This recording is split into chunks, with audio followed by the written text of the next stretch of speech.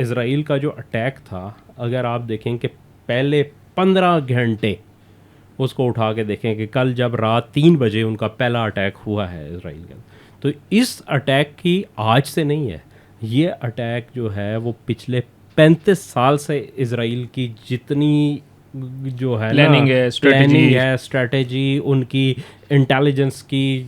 जितनी कैपेसिटी थी उसको मिला के ये अटैक किया गया है। ठीक है, उसमें आपने क्या किया, निस्फ सदी का किस्सा है, दो चार बरस की बात नहीं। आप अंदाज़ा करें कि लोगों के घरों को, अब मतलब उन्होंने ये एक परसेप्शन देने की कोशिश की कि शायद ये लोग गड्ढे बैठे हुए थे तो इसराइल ने उसके ऊपर अटैक कर दिया। नहीं, उनके रहायश गाहों के ऊपर बाकायदा जो है ना टारगेट करके लोकली वहाँ ज़मीन से जो है ना वो रॉकेट्स मारे गए, उसी तरीके से जिस तरह के इस्माइल हानिया की असैसिनेशन हुई थी उस तरह की। आपने उनकी मिलिट्री क़यादत को जो टॉप की थी उसको, साइंटिस्ट को, उनको टारगेट करके आपने किया। ज़मीन से कैसे मारे गए? ये तो सारे जहाज़ नहीं, यही अभी जो मसला बना है ना, यही जो खबरें जब आई, आप एक चीज़ को देखें, उनका डिफेंस सिस्टम भी है, सारा कुछ है, वो उस वक्त नहीं चल पाया ना। वजह क्या हुई थी? वो ऊपर से वो पहले उड़ाए गए हैं, जो हाई कमान है ना उनको पहले उड़ाया गया, जहाज बाद में आए हैं।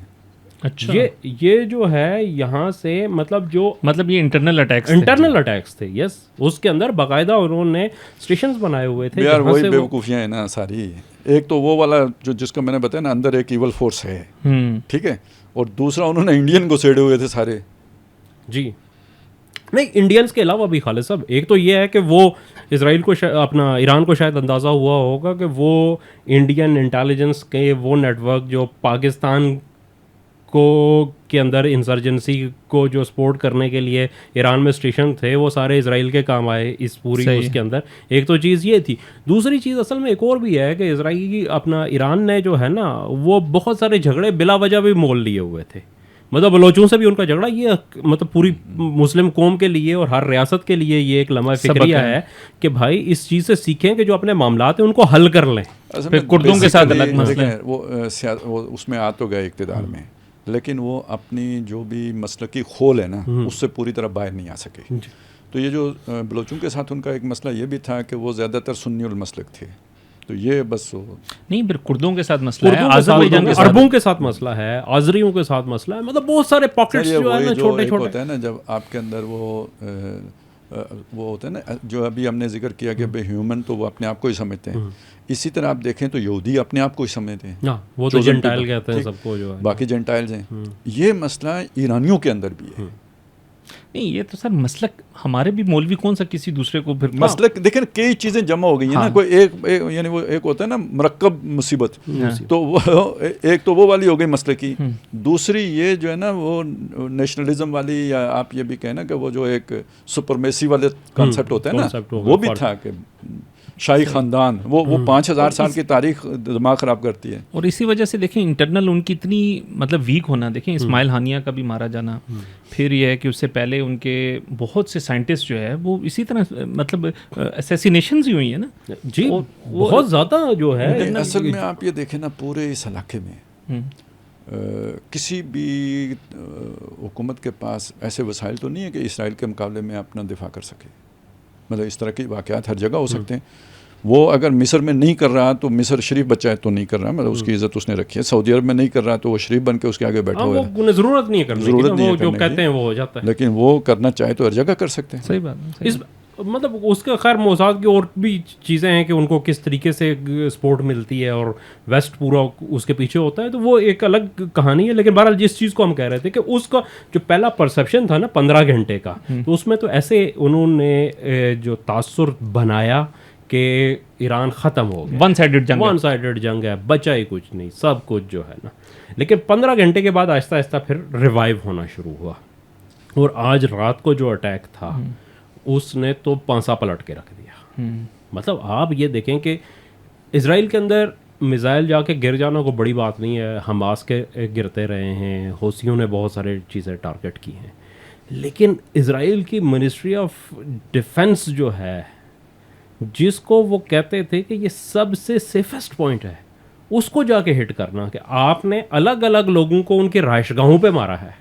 और हमने आपके जो मेन आपका कमांड सेंटर है वहाँ पे जाके हिट कर लिया और कामयाबी से हिट कर लिया, जिसको उन्होंने भी तस्लीम कर लिया है कि टारगेटेड अटैक जो है ना वहाँ पे हुआ। तो इस चीज़ ने जो है ना वो जो नफसियाती जंग थी ना उसमें तो इज़राइल को वहाँ तक पहुँचा दिया है कि शायद इज़राइल के लिए अब उसको रिकवर करने में बहुत तवील अरसा लग जाएगा। अब इतनी जल्दी नहीं, मतलब आप देखें कि अगर मतलब फ़र्ज़ करें हम पाकिस्तान का सिनेरियो लें तो अगर मतलब इस जंग के अंदर GHQ को अटैक कर लेता है कोई, तो GHQ सिर्फ जो आर्मी का हेडक्वार्टर है, एयरफोर्स का अलग है, ISI का अलग है उसे, लेकिन अगर ये किसी जगह पे जैसे अमेरिकन पेंटागन है और एक ही जगह पे कॉन्सेंट्रेट करते हैं, सारी जो जितनी कमांड एंड कंट्रोल है सारा वो एक जगह के ऊपर है और डायरेक्ट आके मिसाइल उसको हिट कर देते हैं, तो आपके पास फिर क्या रह गया है उस जगह के अलावा? इसका मतलब ये है कि वो जो इसराइल का है कि ये कि नाकाबिले तस्खीर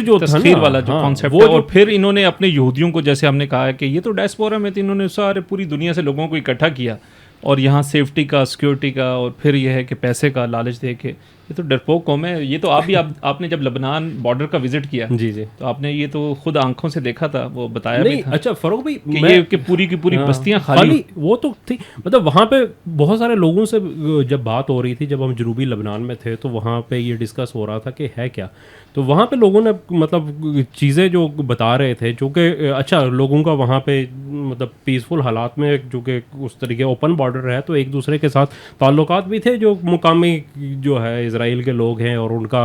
आना जाना भी किसी हद तक था जो है ना वहाँ पे। तो वो एक साहब ने मुझे बड़ी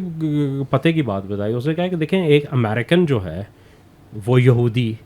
जब वो अमेरिका में होता है तो उसको जो स्कूल एजुकेशन है उसके बाद अपनी सारी एजुकेशन को सेल्फ स्पॉन्सर करना पड़ता है, चाहे वो लोन लेके करे, चाहे वो काम करके करे, चाहे वो जैसे भी करे, लेकिन उसने जो यूनिवर्सिटी की तालीम लेनी है वो उसने अपनी जेब से उसके पैसे अदा करने हैं। फिर उसके बाद जितनी इनकम है उसके ऊपर 37% वो टैक्स देता है वहाँ पे। उसने कहा कि वही बंदा, वही यहूदी अमेरिकन अगर इज़राइल के अंदर आ जाता है तो वो PhD तक उसके लिए फ्री है।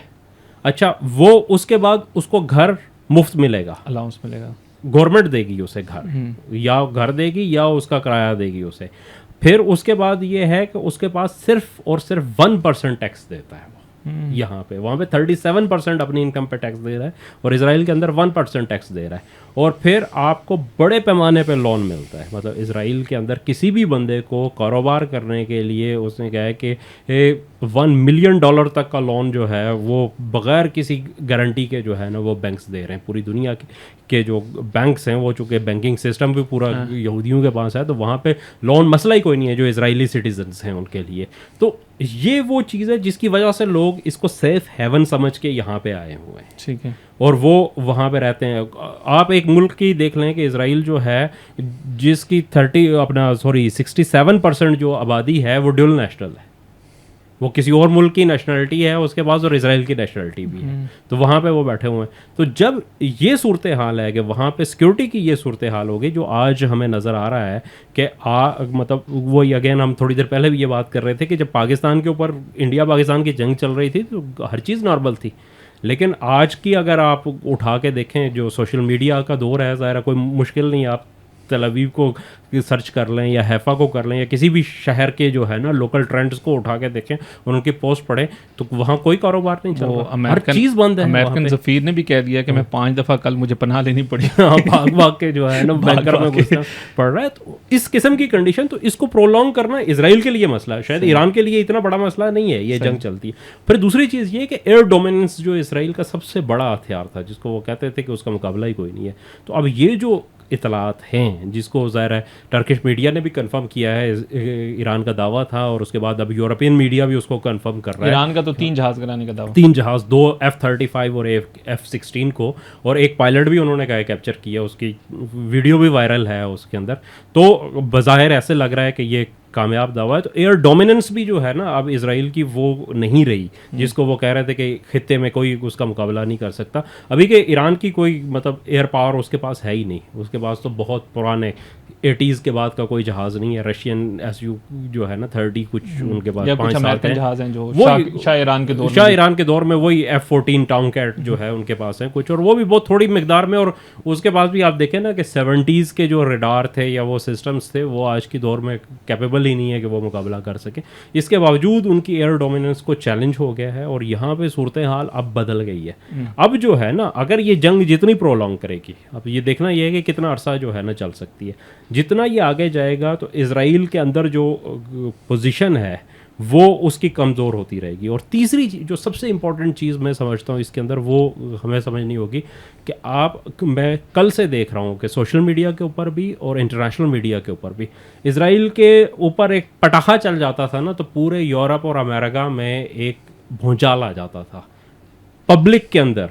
कि जनाब मार दिया, वो कर दिया, टेररिस्ट उसके ऊपर। कल से रात को इतनी बड़ी बमबारी हुई है जहाँ पे कि मतलब इज़राइल ने 80 लोगों को उन्होंने मान लिया है कि 4 डेथ हैं और 80 लोग शदीद ज़ख्मी हुए हैं, जबकि ग्राउंड रिपोर्ट्स जो हैं वो 200 से ज़्यादा लोगों की वो कह रही हैं। 20 कंफर्म कर रहे हैं हालातें और वो मतलब 223-24 लोगों को वो कह रहे हैं कि शदीद ज़ख्मी जो हॉस्पिटल्स में जो है ना सीवियर इंजरीज़ के साथ दाखिल हुए हैं, इतने लोग हैं। लेकिन पूरे यूरोप के अंदर कहीं पे भी इज़राइल के बारे में कोई सिंपैथी का बयान आपको पब्लिक लेवल के ऊपर नहीं मिल रहा।